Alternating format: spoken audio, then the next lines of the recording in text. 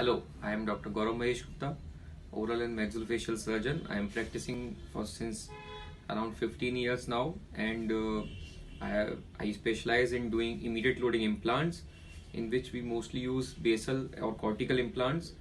So now these implants, the advantage is you don't have to wait for long times like 4 months, 6 months or something. You don't need any bone grafting. You don't have to get any other extra surgeries done. So it is very advantageous, and the best part is the treatment is completed in 3 days. Believe me. uh, in first day we put the implant, second day we do some measurements, and by third day your teeth are fixed. You get your fixed teeth without going undergoing any bone grafting, sinus lift. And these implants are very resistant to infection. They are very good for patients who are diabetic, smokers and all. So it's a great thing. If you are planning to go for implants, better always take basal or cortical implants into consideration, and we specialize into it. Thank you.